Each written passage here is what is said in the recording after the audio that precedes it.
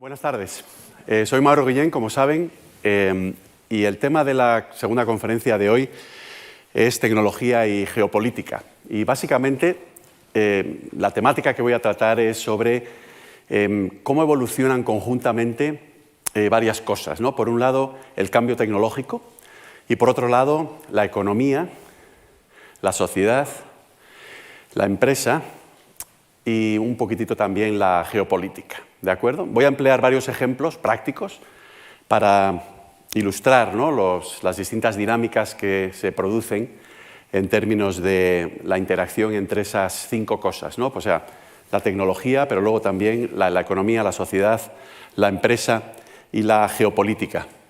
Y voy a comenzar hablando o adoptando una perspectiva que yo creo que es tremendamente útil, porque yo creo que sobre todo en estos momentos, cuando pensamos en tecnología, pensamos evidentemente en nuevas herramientas o nuevos instrumentos que nos ayudan a hacer algo mejor, ¿no? O que nos permiten posibilidades que antes no estaban a nuestro alcance. Pero también la tecnología tiene otro aspecto, ¿no?, que es un aspecto más problemático. Es decir, la tecnología o el cambio tecnológico como una fuerza que puede destruir puestos de trabajo o puede hacer que sectores de la economía en su conjunto entren en una fase de declive y, por supuesto, también conflictos geopolíticos entre países, ¿no? Es decir, que también hay muchas situaciones en las cuales pues, los conflictos o las fricciones entre países en el mundo tienen que ver con la tecnología y con el control de la tecnología. Y a mí me gustaría motivar la presentación que voy a hacer hoy con esta cita que es célebre por parte del economista austriaco Joseph Schumpeter, que hace muchos años, en el año 1942, escribió un libro en el cual, por cierto, se equivocó en todo menos en esta cita. Porque Schumpeter en ese libro decía que el capitalismo seguramente no iba a sobrevivir y que el socialismo podía funcionar. El socialismo no entendido como hoy, sino entendido como un sistema alternativo al capitalismo, ¿no? Y es algo curioso porque, si recordaréis, Schumpeter era un austriaco de familia adinerada, ¿no? Gran economista, gran politólogo, y en ese libro, Capitalismo, Socialismo y Democracia, publicado en el año 1942, en medio de la Segunda Guerra Mundial, escribió esta frase que veis aquí, que es mi propia traducción, ¿de acuerdo? Escribió el libro en inglés, es mi propia traducción, es decir, que si leéis la versión en español de este libro, seguramente es un poco distinta la traducción. Y él decía que el aspecto fundamental del capitalismo y de la economía de mercado era lo que él llamó la destrucción creativa, ¿no? Es decir, que el mercado funciona, la economía de mercado y el capitalismo funciona gracias a este mecanismo de destrucción creativa, que hoy también podríamos llamar disrupción tecnológica, ¿de acuerdo? Voy a leer la cita. Decía o escribía: la destrucción creativa es el proceso de mutación industrial que incesantemente revoluciona la estructura económica desde su interior, incesantemente destruyendo la vieja estructura e incesantemente creando una nueva, ¿no? Y si reflexionáis un poco sobre esta cita, yo creo que evoca esta imagen de que viene una revolución tecnológica y lo que hace es, por una parte, crear nuevas posibilidades, esa es la parte creativa, ¿no? Pero por otra parte también, evidentemente, destruye o desplaza o relega, ¿no?, la manera anterior de hacer las cosas. Os voy a poner varios ejemplos en unos momentos para que quede claro en qué consiste esto de la disrupción tecnológica. Pero básicamente el concepto es que una nueva tecnología sustituye a la vieja, ¿de acuerdo? Y como consecuencia se altera o incluso se destruye toda una rama de la economía, por ejemplo, pues el sector textil, ¿no?, o el automóvil, sustituyéndose por otra.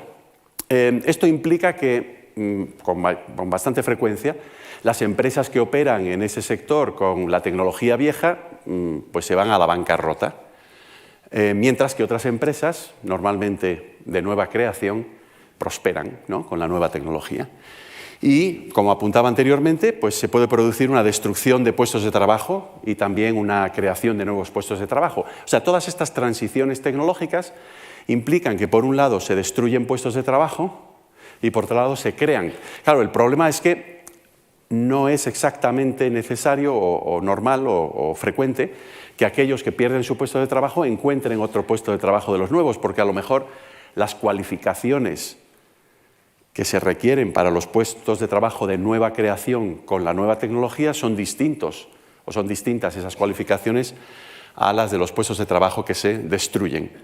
Y luego también, y esta es la dinámica que a mí personalmente me resulta más interesante, es que la producción, esa actividad económica, a raíz del cambio tecnológico, es posible que también se traslade a otro punto del planeta, ¿no? Es decir, que también hay una dinámica de globalización. Bueno, voy a poner una serie de ejemplos, todos ellos son ejemplos de disrupción tecnológica, ¿no? Bueno, pues cuando hace 140 años pasamos de utilizar hielo para mantener los alimentos frescos a emplear una nueva tecnología que era la refrigeración, ¿no? Un segundo ejemplo es cuando se pasó del telégrafo al teléfono. Esa es otra disrupción tecnológica, ¿no?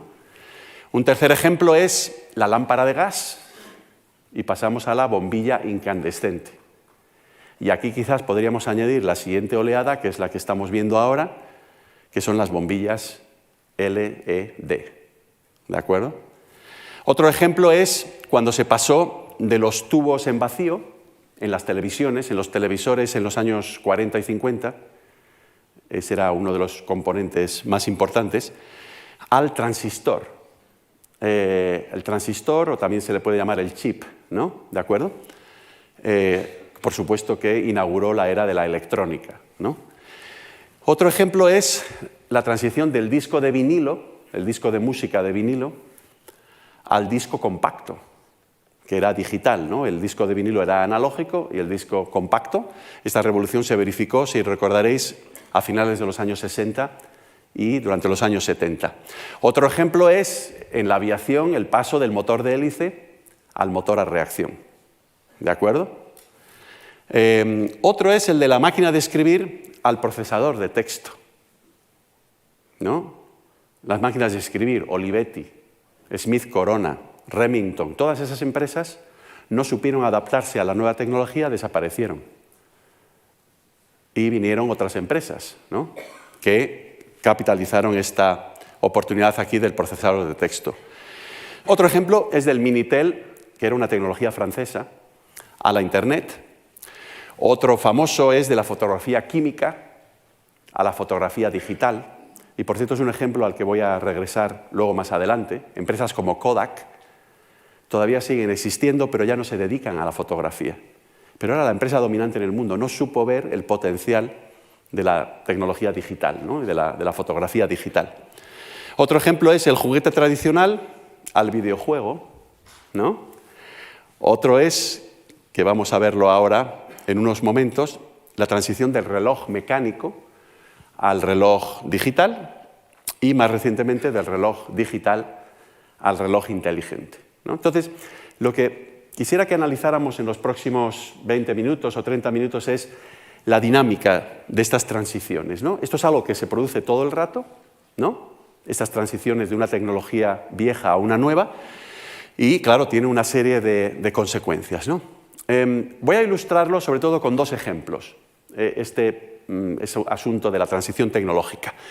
El primero tiene que ver con la música, ¿de acuerdo? La música grabada. Aquí vemos un gráfico que empieza en el año 2001, hace 20 años, y que llega hasta finales del año 2021, que es, por supuesto, el último año para el cual tenemos los datos, puesto que estamos todavía en el año 2022. Y lo que medimos en el eje vertical es los ingresos brutos de la industria de la música por ventas, ¿no?, de música grabada. Es decir, cada vez que alguno de nosotros pagamos por una pieza de música grabada, contabilizamos todos esos gastos, son ingresos para la industria de la música grabada, ¿no? Y está expresado en miles de millones de dólares, ¿de acuerdo? Pero lo importante es ver algo realmente muy interesante, ¿no? Y es que en el año 2021 los ingresos totales, las ventas, ¿no?, de música grabada en el mundo llegaban a casi 25.000 millones de dólares, ¿no?, en el año 2001. Bueno, se aprecia claramente que algo ocurrió en esta industria, ¿no?, porque empezó a caer esa cifra total, ¿no?, ¿verdad? Y llegó a un mínimo en el año 2014. Por cierto, me imagino que la inflación en estos momentos está en la mente de todos. Aquí no está ajustado por la inflación, estas cifras, ¿no? O sea que, en realidad, las cifras que vemos aquí al principio del gráfico incluso serían, en términos reales, ajustadas por inflación, un poquitito más elevadas, ¿de acuerdo? Pero el mínimo se verifica, como se puede ver aquí, en el año 2014. Y a partir de ahí se recuperó de nuevo las ventas totales, ¿no?, medidas en dólares en el mundo, de música grabada.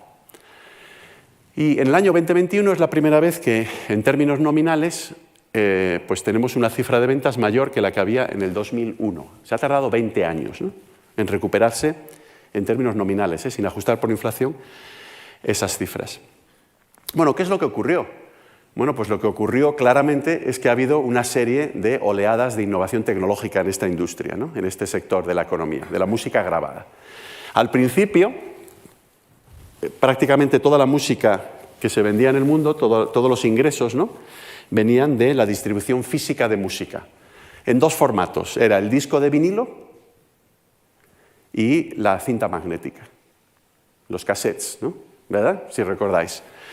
La otra parte del gráfico que está arriba del todo, hay dos secciones más. Una es los conciertos, ¿de acuerdo? Es decir, que también se generan ingresos a través de los conciertos por parte de artistas, ¿no?, en los cuales se cobra una entrada. Y luego está la última categoría, que aquí casi no se aprecia, pero está en la parte superior de la barra, es muy pequeñita, son los ingresos por sincronización. Y los ingresos por sincronización provienen de algo muy sencillo, y es cuando en televisión o en radio se emplea una canción o parte de una canción, tienes que pagar, claro, ¿de acuerdo? Entonces, eso genera también ingresos, ¿de acuerdo? Bueno, pues lo que vemos es que empieza a caer, ¿no? ¿Por qué empieza a caer la cifra total de ingresos? ¿No? No es que caigan las ventas, es que caen los ingresos. ¿Por qué? Pues porque la gente empieza a no pagar por la música, ¿de acuerdo?, a piratear la música. Claro, con el disco de vinilo era complicado, porque comprabas el disco y luego lo que hacías era, lo que hacía yo cuando era un adolescente, lo grababa en un cassette. Se lo pedía a mi amigo y yo me lo grababa en el cassette, y de esa manera no tenía que pagar, ¿verdad?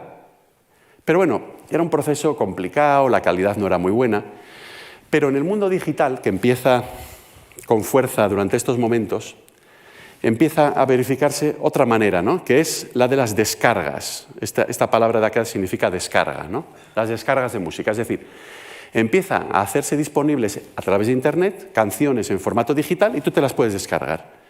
Claro, los músicos, los autores, las casas de música, lo que empiezan a hacer es a cobrar cuando tú descargas la música. Pero el problema es que es muy difícil vigilar eso, y la gente empezaba de manera masiva a descargar música sin pagar.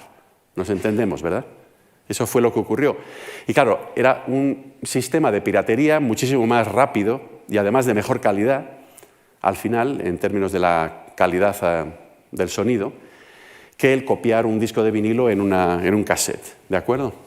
Entonces, sí, empieza a crecer lo que son las descargas, ¿vale?, que es esta parte azul oscura, pero a su vez, por la piratería, caen los ingresos para la industria, ¿no?, para el sector. ¿Qué es lo que pasa aproximadamente en el año 2009-2010?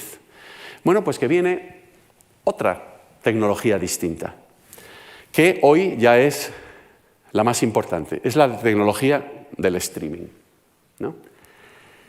La tecnología del streaming es una tecnología muy revolucionaria, pero es revolucionaria, yo creo, no tanto por sus características técnicas, que por supuesto que lo es, pero es sobre todo revolucionaria por otras características más sociales y económicas, ¿no?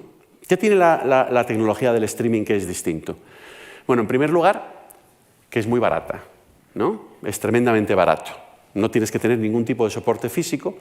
Tiene una ventaja para los propietarios de los derechos de autor y para las casas de música, y es que es más fácil de controlar, ¿de acuerdo?, que las descargas. El streaming es más fácil de controlar y, por lo tanto, hacer que la gente pague. Tiene también una consecuencia social muy importante, y es que te permite hacer algo muy importante en estos momentos, y es, no tienes que ser propietario de la música, simplemente usarla. No tienes que descargarlo, puedes, ¿no?, usarla en tiempo real. Es decir, que el concepto de que tú, para poder disfrutar de música grabada, tienes que ser propietario de una grabación, desaparece. Y abre la puerta a que, en estos momentos, si alguien es en la sala suscriptor, por ejemplo, de una de las plataformas de música de streaming que existen, como Spotify o como Apple Music, tienes un catálogo de 40 millones de canciones a tu disposición, ¿no? No solamente eso, sino que todos los días se añaden aproximadamente 20.000 canciones nuevas. 20.000 canciones nuevas todos los días en estas plataformas, ¿no? Pero tiene, como decía, esa ventaja de que las casas de música, los propietarios de los derechos de autor, pueden controlar mejor el sistema. Y no solamente eso, la piratería también se reduce porque el precio de disfrutar de una canción cae en picado. Cuando yo estaba aquí en España y era adolescente, en euros de hoy, comprar una canción me costaba 21 euros. Ese era el precio de una canción. Porque el coste, en los años 70, de un disco single de 45 revoluciones por minuto, que tenía 2 canciones, era de 42 euros. Luego, el coste de cada canción, si yo la compraba en la tienda de discos, en los años 70, eran 21 euros. Vamos a hacer una primera encuesta hoy, como el martes. ¿Cuál es el precio de una canción hoy si eres un usuario de Spotify? ¿De acuerdo? Os voy a dar varias opciones. Imaginaros que sois suscriptor de Spotify, ¿vale? O de Apple Music, es lo mismo. ¿Cuál es el coste para ti de escuchar una canción nueva en esa plataforma? Y os voy a dar 3 opciones. La primera opción es el coste de lo que te cuesta ser suscriptor al mes. Pongamos 10 euros, lo que sea. La segunda opción es ese coste de suscripción, ¿de acuerdo?, dividido entre el número de canciones que escuches ese mes. Y la tercera opción es 0. Vamos a votar. O sea, ¿cuál es el coste para vosotros si sois suscriptores de una de estas plataformas de streaming, el coste de una canción? La opción primera, levantar la mano, es el coste mensual de ser suscriptor, que son, pongamos, 10 euros o 9,99, no sé cuánto es hoy. ¿Hay alguien? Veo 2 o 3 manos. ¿Cuánto es la opción 2? ¿Cuántos pensáis que es el coste de suscripción dividido entre el número de canciones que escuches ese mes? Muy bien, aquí ya hay más manos. ¿Y cuántos pensáis que es 0? Bueno, las 2 opciones son ciertas, ¿no? La segunda y la tercera. Porque si escuchas muchas canciones, tiende a 0, ¿de acuerdo? Ese es el coste hoy. El coste hoy de una canción para alguien es 0. De hecho, hay algunas plataformas, no todas, como Spotify, que te dejan escuchar canciones sin tener que pagar. Lo que tienes que hacer es escuchar los anuncios, la publicidad. En ese caso es 0, ¿no? En términos monetarios, ¿no? Evidentemente tienes que escuchar la publicidad, pero es 0, ¿no? Claro, el que haya caído tanto el coste hace que la piratería ya no sea tan atractiva. Si el coste es prácticamente 0, pues caramba, me hago de una plataforma en lugar de, ¿no? Me hago suscriptor o escucho la publicidad. Eso es exactamente lo que ha permitido que en este sector, ¿no?, a medida que los ingresos por streaming se han convertido, como veis aquí, en el 70% del total, ¿no?, pues que básicamente que haya desaparecido gran parte de la piratería, pero sobre todo que los ingresos totales, ¿no?, allá arriba del todo, pues ya superen a los que teníamos, al menos en términos nominales, hace 20 años, ¿no?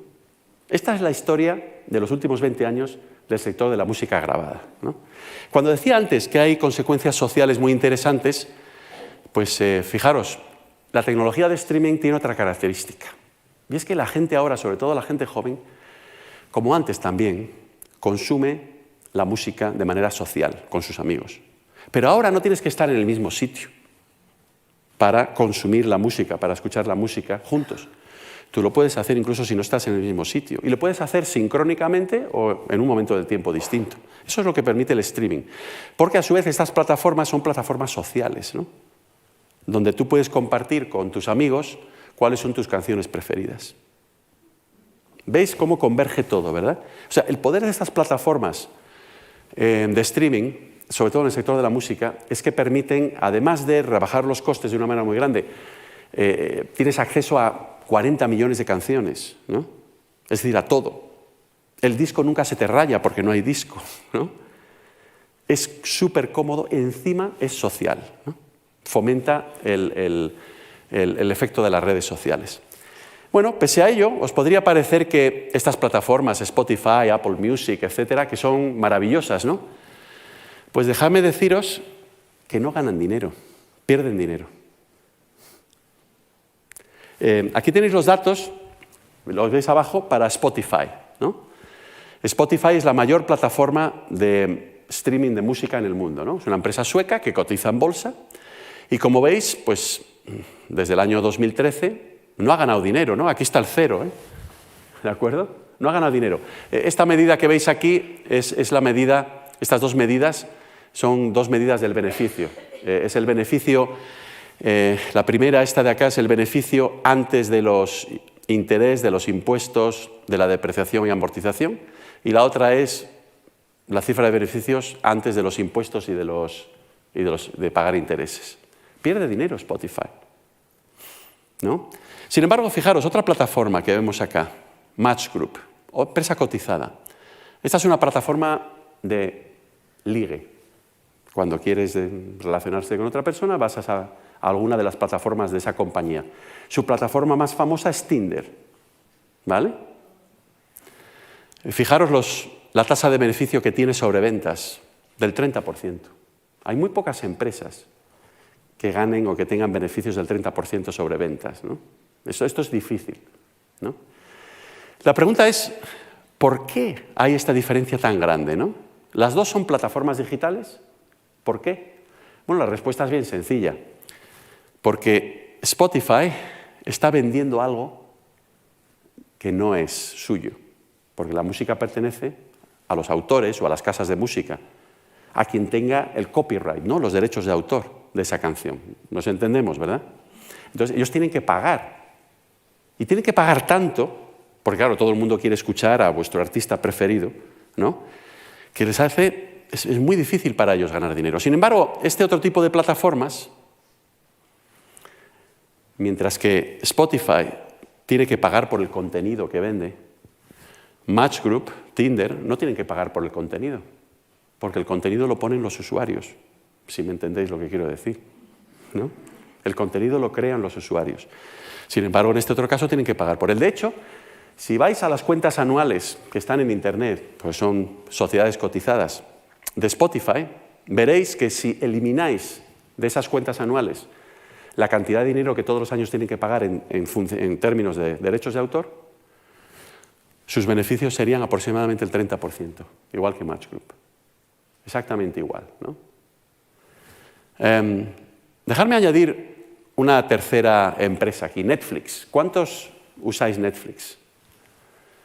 Por cierto, se me olvidó decir, no voy a hacer la encuesta, pero yo lo hago con mis estudiantes. A mis estudiantes les pongo una trampa. Primero les pregunto, no levantéis la mano, primero les pregunto cuántos de ellos emplean o son usuarios de Spotify. Levantan la mano. Y luego les pregunto, ¿cuántos sois usuarios de Tinder? Nadie levanta la mano. Y luego les digo que es cierto que la correlación entre ser usuario de Spotify y ser usuario de Tinder es altísima. Prácticamente toda la gente que está en Spotify también está en Tinder, ¿no? O sea que no levantéis la mano. Pero vamos ahora a analizar Netflix, ¿no? Netflix es una plataforma que, al contrario que Spotify, en lugar de hacer streaming de música, hace streaming de contenido audiovisual, ¿no? Series o programas, etc. Prácticamente todos vosotros la usáis. Bueno, para empezar, vemos que esta magnitud es muy distinta que esta. Fijaros que en los otros dos casos son muy similares, ¿verdad? La única razón por la cual para Netflix es tan distinta es porque Netflix, al contrario que Spotify, crea su propio contenido. ¿Me entendéis, no? Entonces, ese contenido, a lo largo del tiempo, lo deprecia o lo amortiza. Esas son la D y la A. Esa es la única razón por la cual hay esa diferencia ahí. ¿De acuerdo? Bueno, vamos a hacer una comparación que tenga sentido. Vamos a considerar que Netflix, sí, en efecto, crea su propio contenido, tiene que invertir dinero en hacerlo, luego, por tanto, deprecia o amortiza ese gasto a lo largo del tiempo. Entonces, vamos a comparar la línea de puntos de Netflix con la línea de puntos de Spotify, porque ahí estamos teniendo ya en cuenta el coste de crear todo ese contenido. ¿De acuerdo? ¿Me seguís, verdad? Entonces, vamos a comparar la línea punteada para Netflix con la línea punteada para Spotify. Bueno, pues las dos son plataformas de streaming. Las dos ofrecen a sus clientes, a sus suscriptores, contenidos, ¿no? ¿De acuerdo? La gran diferencia es que Spotify compra el contenido mientras que Netflix ¿no? Bueno, pues ese es el motivo por el cual Netflix, al contrario que Spotify, tiene beneficios, no tiene que pagar esas cantidades ingentes de derechos de autor a los propietarios de los derechos de propiedad intelectual de la música. Nos entendemos, ¿verdad? Claro, la última pregunta que se suscita de todo esto es, bueno, si el secreto del éxito de Netflix en términos de sus beneficios es que crean su propio contenido, ¿por qué Spotify no crea su propio contenido? Y ahí la respuesta es bien sencilla. Os dije antes que hay 40 millones o 45 millones de canciones en una plataforma como Spotify. Pero el 99% de los ingresos son por el 0,01% de las canciones. Es decir, hay unas ciertas canciones que todo el mundo escucha. Esas son de las que provienen el 99% de los ingresos. ¿Me entendéis, verdad? ¿No? Entonces, ¿qué ocurre? Que si quieres crear tu propia canción que tenga éxito, imagínate el dinero que le tienes que pagar a Taylor Swift o a vuestro artista favorito. No resultaría rentable. ¿Me entendéis lo que quiero decir, no? ¿Cuál ha sido la alternativa que ha puesto en práctica Spotify, sobre todo a raíz de la pandemia, para evitar este problema? Pues sencillamente se ha diversificado hacia otro terreno, los podcasts, ¿verdad? Ahora en Spotify no solamente puedes escuchar canciones, sino también contenido que ellos crean, que son básicamente entrevistas o programas con personalidades famosas, ¿no? Los podcasts. Y así es como están tratando ahora de ser o de tener mayores beneficios, pero veis que todavía están en pérdidas. Bueno, el otro ejemplo que quería compartir con vosotros, el primero es este del streaming. El segundo ejemplo es algo que, pues seguramente, yo creo que todos estamos familiarizados, ¿no? ¿Cuánta gente en estos momentos, como yo, tiene un reloj de pulsera? Bueno, bastante en la mano, en la muñeca en estos momentos. Bastante gente. Esto es raro, ¿eh? Cada vez hay menos gente que lo tiene. No estáis a la moda. Ni yo tampoco, ¿no? Ni yo tampoco. Bueno, pues aquí lo que vemos es cómo ha evolucionado el reloj de pulsera a lo largo de su historia. El reloj de pulsera es un producto relativamente reciente. Hay un poco de discusión y de debate entre los historiadores de quién exactamente inventó el reloj de pulsera. Claro, el reloj ya existía, ¿no? Pero era un reloj de consola o un reloj de bolsillo, ¿verdad? Pero la innovación de llevar un reloj en la pulsera, ¿no? Con una banda, proviene del siglo XIX.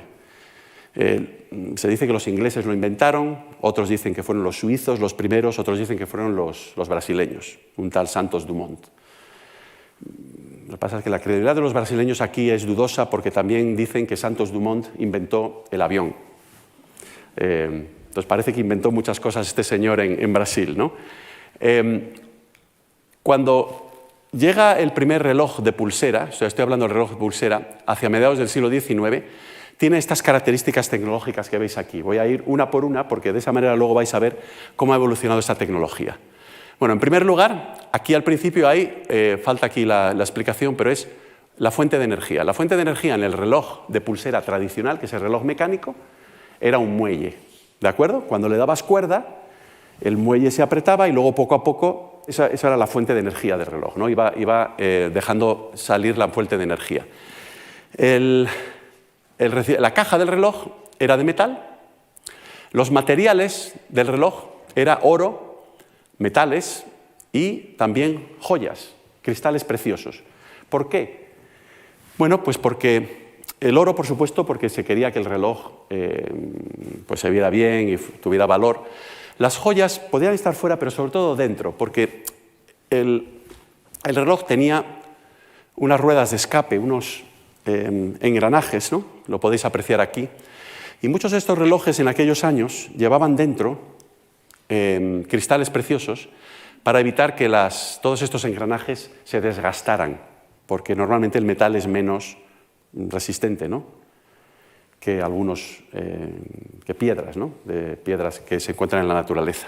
Y por eso, por ejemplo, yo cuando compré un reloj, mi primer reloj, recuerdo que decía, y seguramente que algunos de vosotros lo recordaréis, decía 18 joyas.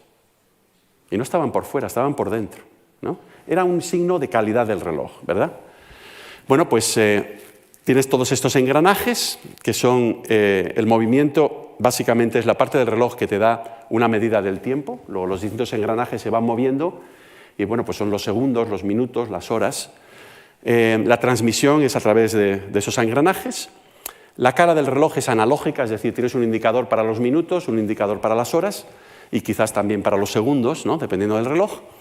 ¿Y cuál es el proceso de fabricar esos relojes mecánicos? Pues era artesanal, eran trabajadores de alta cualificación y producían estos relojes en series muy cortas, ¿no?, muy pocos relojes, a un precio muy elevado. ¿Quiénes fueron los productores dominantes? Pues primero los ingleses y luego los suizos. Y curiosamente Rolex, que todavía existe hoy, es una empresa que hoy está en Suiza, pero que tiene sus orígenes en Reino Unido. Cuando la industria relojera internacional, en los años 10-20, comenzó a desarrollarse en Suiza, se trasladaron del Reino Unido a Suiza. Bueno, eso fue lo que pasó al principio. Estamos hablando todavía del siglo XIX, quizás de las primeras 2 décadas del siglo XX, ¿no? Este es el reloj, ¿de acuerdo? Esta era la tecnología del reloj mecánico tradicional. Bueno, después de la Segunda Guerra Mundial se produce una primera disrupción tecnológica, ¿no? Y el primer aspecto es que en lugar de tener un muelle como fuente de energía, se incorpora una pila, ¿de acuerdo? Todavía la caja es de metal, pero también cambian los materiales. Eso de usar oro y joyas, eso es muy caro, ¿de acuerdo? Y se hace todo el reloj, a partir de entonces, se fabrica con metales, pero sobre todo con aleaciones. Aleaciones son mezclas de metales, que hacen que los metales sean más resistentes, pero también más fáciles de manipular. Y por lo tanto reduce el coste de producción. ¿De acuerdo? El movimiento del reloj, lo que capta o que provee una medida del tiempo, sigue siendo una rueda de escape, es decir, una serie de engranajes. La cara del reloj, donde lees la hora, es analógica, pero ahora ya no es un método artesanal de producción, sino es producción en masa, en grandes series. ¿Quién es la empresa que capitaliza esta nueva tecnología, la que hace los mayores beneficios, la que logra la mayor cuota de mercado mundial? Pues lo curioso es que no fue una empresa suiza, fue una empresa norteamericana, Timex. Por cierto, no se puede confundir Timex con Rolex. Rolex son relojes caros, Timex son relojes que todavía existen, muy baratos, producidos en series muy largas. ¿No? Me explico, ¿verdad? Bueno, pues este es un Timex de los años 50. Veis que ya en el interior del reloj la cosa es muy distinta, ¿no? Son metales, aleaciones, pero claro, ya está más simplificado, ¿no?, más fácil de fabricar a un coste muchísimo más reducido. ¿De acuerdo? Eso es lo que pasó en los años 50. Esa es otra imagen de un reloj de esas características. Y esa otra. Estos todavía se fabrican hoy. En los años 60 se produce otra nueva oleada de disrupción tecnológica. Seguimos con la pila como fuente de energía y los metales y las aleaciones, pero ahora hay un ingeniero suizo que se le ocurre que en lugar de usar distintos engranajes para medir el tiempo, es muchísimo mejor emplear un diapasón. Y un diapasón, los que seáis músicos, sabéis qué es esto, lo que se emplea para sintonizar los instrumentos antes de tocarlos, ¿verdad? Un diapasón es un pedazo de metal en forma de U, cuando lo golpeas con otro metal, vibra. Y claro, si algo vibra, puedes utilizar esa vibración, la frecuencia de esa vibración, para proporcionar una medida del tiempo. Esto tenía varias ventajas. La primera, simplifica el diseño del reloj. En lugar de tener muchos engranajes, ahora solamente tienes una pieza, el diapasón dentro del reloj y otra que le golpea, ¿no? Solamente dos piezas. Tiene otra ventaja, no solamente reduce el coste, sino que además es una medida del tiempo mucho más precisa. ¿De acuerdo? Pero no son los suizos los que, pese a haber inventado esa tecnología, los que le pueden sacar partido, sino que es otra empresa norteamericana, ni siquiera Timex, es Bulova, que todavía existe, aunque es más pequeña hoy de lo que fue entonces. Bulova logra la mayor cuota de mercado mundial, hace los mayores beneficios gracias a esa tecnología. ¿Por qué no fueron los suizos? Porque su industria, su sector de relojero, estaba organizado en términos artesanales. Ellos fabricaban relojes de alta gama. No sabían hacer esto que hacían los americanos. ¿Por qué Timex tampoco? Bueno, pues porque Timex no se supo adaptar, hay mucha inercia, no le prestó atención a la nueva tecnología, ya tenían realizadas sus inversiones en las fábricas, etc. ¿Me entendéis, verdad? Bueno, pues, ¿qué pasó luego en los años 70? Este, por cierto, es un Bulova, ¿no? Pues en los años 70 se produce otra innovación. Se empieza a incorporar el plástico en los relojes, ¿no? Todavía tienes metales y aleaciones, pero la innovación más importante tiene que ver con el movimiento. Vuelvo a repetir, el movimiento es la parte del reloj que te da una medida del tiempo.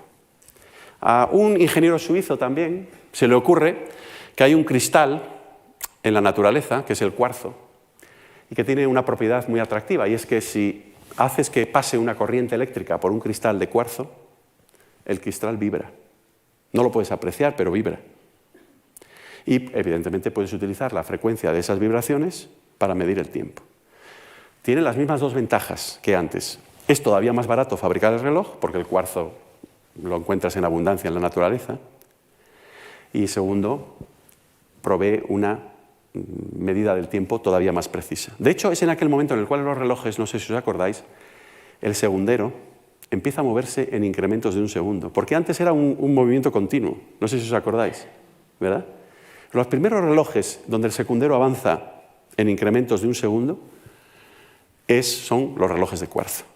También otra innovación ahí en los años 70 es que ya la cara donde lees la hora ya no es solamente analógica, sino también digital.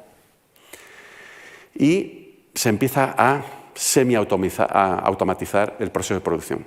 ¿Quiénes son las empresas que dominan esa tecnología? Pues no son ni las suizas, que fueron los que lo inventaron, el cuarzo, el reloj de cuarzo, ni tampoco las americanas, porque seguían haciendo las cosas a su manera. Fueron las japonesas, Seiko, Citizen y un poco más tarde Casio. ¿Recordáis esto, verdad? Desplazaron a los americanos y Japón se convirtió en el mayor fabricante del mundo de relojes. Esto es el cuarzo, esto es el reloj de cuarzo, que tiene aquí el cuarzo, un pedacito pequeñito de cuarzo, ya incorpora mucha más electrónica. Y esto es un reloj, el interior de un reloj de cuarzo, ¿no? Es un reloj que no tiene nada que ver ya con el reloj mecánico de 50 años antes. Bueno, pues eso no fue suficiente, ¿no? En los años 80, otra nueva revolución en el reloj, ¿no? Bueno, fijaros, por supuesto, que entre todo esto se pierden 150.000 puestos de trabajo en la industria relojera suiza, claro. Y luego se pierden 200.000 puestos de trabajo en la industria norteamericana del reloj, porque ahora es Japón quien lo controla, nos entendemos, ¿no? El mercado. En los años 80, una nueva revolución, pero aquí es una revolución que, como veis, sobre todo tiene que ver con la transmisión, un circuito electrónico en lugar de ruedas, ¿no? Engranajes. Y es una revolución que, curiosamente, lo hace una empresa suiza, Swatch. Conocéis los Swatch, ¿verdad?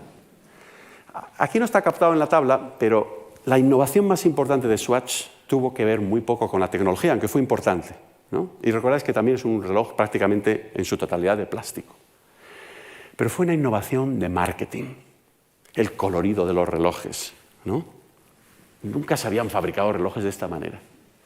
Pero sobre todo, otra cuestión muy importante, y es que el reloj pasó a ser un accesorio de moda. Es decir, no se suponía que tuviera solamente un reloj. ¿Cuánta gente aquí en la sala tiene solamente un reloj de pulsera? ¿Cuántos tenéis 2 o 3? 4, 5, 6, 7, 8, 10, 20. Cuando yo crecía, tenías un reloj si tenías suerte. Y cuando tu padre o tu madre te lo regalaban cuando cumplías 15 años, eso era una celebración. Ahora Swatch consiguió convencer a la gente de que deberías de tener 15 o 20 relojes. Fabuloso, ¿no? Porque así vendes más. Accesorio de moda, ¿verdad? Esa fue la revolución del Swatch, ¿no? Y luego, por último, claro, la última es la del reloj inteligente, ¿no? El reloj inteligente, lo veis aquí, de Sony, del Apple Watch, todos estos relojes inteligentes. ¿Qué es lo que hacen estos relojes? Claro, estos son ya mini computadoras, ¿no? No son relojes ya. Es algo que llevas en la pulsera que tiene muchas funciones, entre ellas te da la hora, pero también sirve de teléfono, también sirve de agenda, sirve de muchísimas otras cosas. Incluso te puedes conectar por Internet y todas las demás cosas, ¿no? Entonces, básicamente, fijaros lo que ha ocurrido en términos de lo que a mí me interesa más, y es dónde se crean y se destruyen puestos de trabajo con todas estas transiciones tecnológicas. Bueno, pues comenzamos hace 150 años en el Reino Unido, principal productor de relojes en el mundo, luego pasa a Suiza, ¿no? 30 años más tarde. Los suizos pierden la batalla después de la Segunda Guerra Mundial contra Timex y Bulova, luego pasa a Estados Unidos, luego a su vez estos la pierden en los años 70 por culpa de Seiko y de Casio en Japón. Luego, después de allí, esta parte no la he contado, pero básicamente se empezaron a producir muchos relojes en Hong Kong y en India. Y ahora, pues el Apple Watch y el reloj inteligente de Sony o de Samsung, todos estos, pues se fabrican con componentes de 30 o de 40 países, muchos de ellos en China y también en otros países, sobre todo de Asia, ¿no? Esa es la situación hoy. Esta es la historia del reloj de pulsera. Cada vez que se pasó por una de esas transiciones, se destruyeron puestos de trabajo, se crearon puestos de trabajo en otros lugares del mundo, ¿no? Esto es a lo que se refería Schumpeter, aunque él nunca habló del movimiento geográfico, ¿no? De la producción. Él se enfocó sobre todo en esta idea de la destrucción creativa, ¿no? ¿De acuerdo? Bueno, pues ¿qué hemos aprendido de estos dos ejemplos? Bueno, lo primero es que las disrupciones tecnológicas crean y destruyen riqueza y puestos de trabajo. Tienen la doble dinámica, ¿no? ¿Qué es la dinámica del mercado? ¿De acuerdo? Pero en su vertiente tecnológica. Lo segundo es que el inventor de la nueva tecnología puede que no sea el mejor comercializador de esa tecnología. Vuelvo a repetir, los suizos inventaron la tecnología esta de la pieza de metal en forma de U y luego también la tecnología de cuarzo para el reloj, pero los que aprovecharon eso fue en el primer caso los norteamericanos y en el segundo caso las empresas japonesas, ¿no? O sea que el inventor no necesariamente es el mejor comercializador. Y luego, como apuntaba hace unos segundos, las pautas geográficas de producción se ven influenciadas precisamente por esas innovaciones tecnológicas, ¿no? Y la industria relojera, pues sí, comenzó en el Reino Unido. Hoy en el Reino Unido no se fabrica ningún reloj. Pasó a Suiza, ahí todavía se fabrican relojes, ¿no? Pero sobre todo ahora se fabrican en Asia, ¿no? Y entre medio, Estados Unidos fue durante los años 50 y 60 el mayor productor. Luego aquí vemos cuál es la dinámica. Decidí emplear, hay muchísimos ejemplos, como os puse al principio, podríamos habernos enfocado en cualquiera de los ejemplos que puse en la primera o la segunda tabla que os enseñé al principio. Elegí estos dos, el del streaming de música y el reloj de pulsera, porque creo que son muy intuitivos, ¿no? Y se puede ver exactamente cómo funciona esta dinámica de la disrupción tecnológica. Una de las cosas que a mí más me atrae de lo que está ocurriendo en el mundo hoy es que hay ciertas partes de la economía que se resisten a la innovación tecnológica. Esto es muy curioso. Uno de ellos es el libro, ¿no? Estos son datos para Estados Unidos. Ventas de libros por formato. Libro digital o el libro tradicional, que es el libro impreso, desde Gutenberg, ¿no? Millones de unidades. Bueno, pues este es uno de los pocos rincones de la economía global donde el formato digital no ha triunfado. Porque, por ejemplo, las revistas, los diarios, la música, las relaciones personales, el ligue, todo se ha mudado a las plataformas digitales, os dais cuenta, ¿verdad? Pero no los libros. Y fijaros que incluso durante la pandemia, que cerraron las librerías, Pues sí, aumentaron las ventas de libros digitales en los meses de febrero, sobre todo de marzo del año 2020, cuando comenzó la pandemia, pero luego volvieron otra vez a caer. Y aquí termina en mayo de ese mismo año, pero han seguido cayendo. En Estados Unidos es esto, ¿eh? ¿Por qué os parece que ocurre esta dinámica en el sector de los libros? ¿Por qué todavía el formato tradicional es el dominante en el mercado? Os voy a dar varias razones, levantar la mano si os parece que es una razón que tiene sentido, ¿vale? La primera es porque la gente está acostumbrada al formato tradicional. ¿Hay alguien que crea que ese es un motivo? No el motivo más importante, sino que es algo que contribuye al hecho de que el libro tradicional, que estamos acostumbrados. Dos, que absorbemos información de una manera mucho más eficiente en una página impresa en lugar de una pantalla. Sí, esto aquí, el primer punto también es cierto, ¿eh? Otro posible motivo es que el libro impreso se puede emplear como elemento decorativo.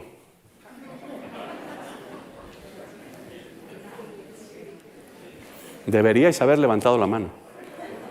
¿Eh? Otro motivo es que nos gusta tocar el libro. ¿Eh? Huele bien.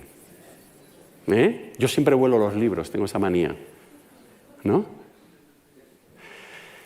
Todas esas razones han contribuido a esto, pero no es la más importante. Pensar a ver si hay otra razón. Fijaros, en mi gremio, en mi profesión, como académico, yo me dedico como sabéis, a la administración de empresas como profesor. Yo siempre le digo a mis alumnos, poneros en la situación del usuario, de quien compra eso, ¿no? Ese producto, ese servicio.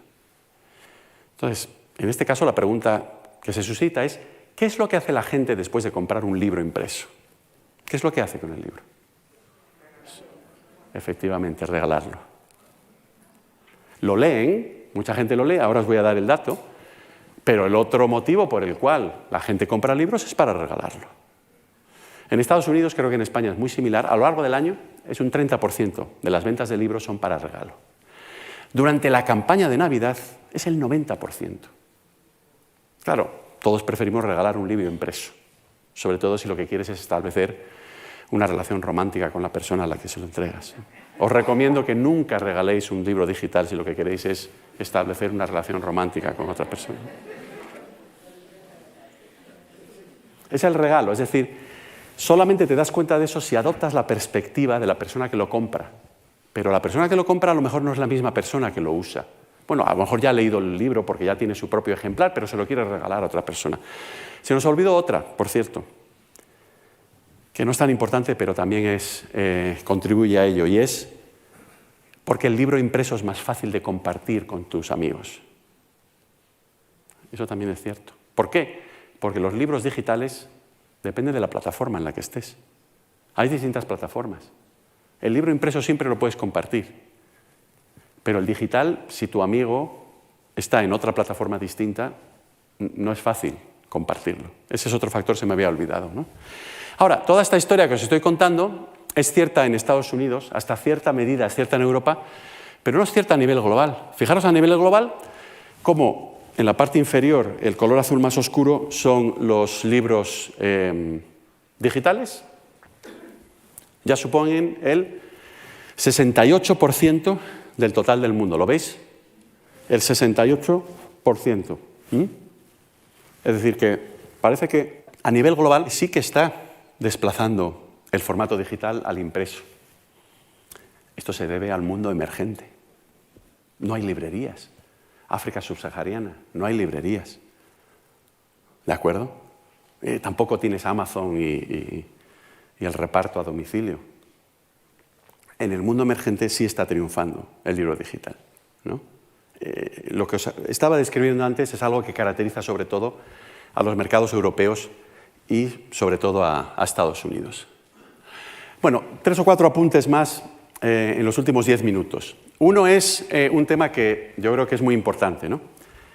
¿Por qué están China y Estados Unidos tan peleados? Es por la tecnología y por el control de la tecnología. Hay otros problemas. Uno empieza por T, Taiwán, vale, muy bien.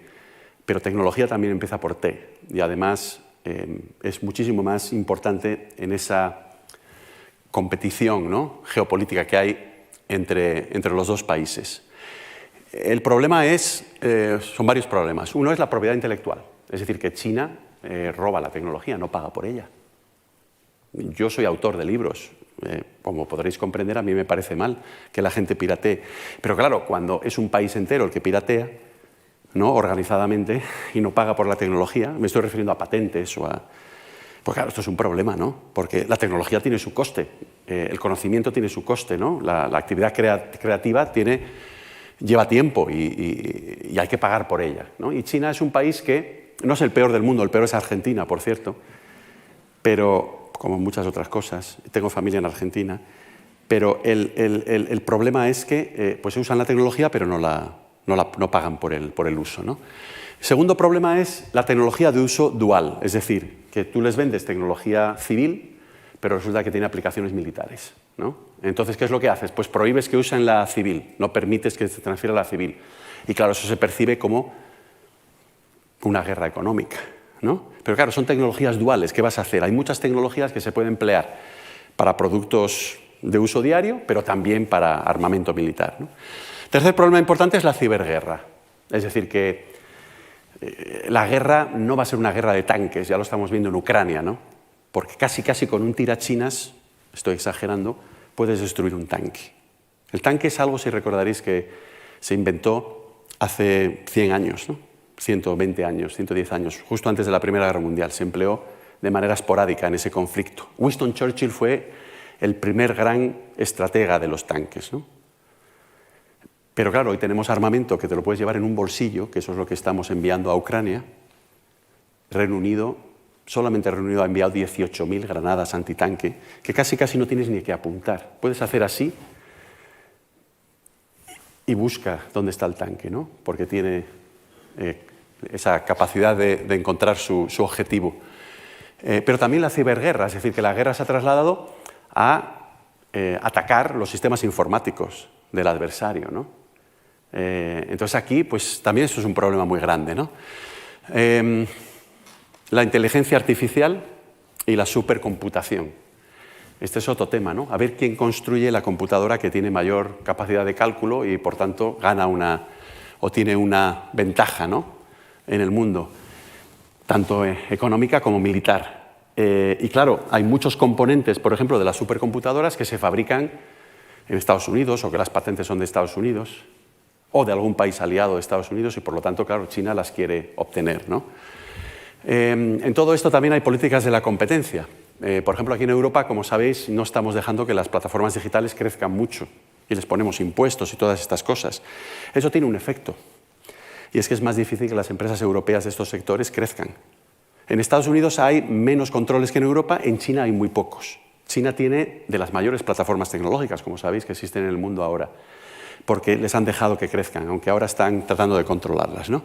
Luego tenemos el tema de las criptomonedas y del lavado de dinero. Este es otro tema súper importante en el mundo, ¿no?, en estos momentos. Pero ya digo, todos estos puntos que se ven en la pantalla pues explican por qué hay esta tremenda rivalidad en estos momentos entre Estados Unidos y China, porque ahora ven que el futuro va a venir determinado por todos estos factores tecnológicos, ¿no? Y claro, la gran pregunta es ¿qué pinta Europa en todo esto? Y bueno, por una serie de motivos, en algunos campos estamos bastante avanzados, pero en otros estamos bastante rezagados, no solamente con respecto a Estados Unidos, sino que también con respecto a China.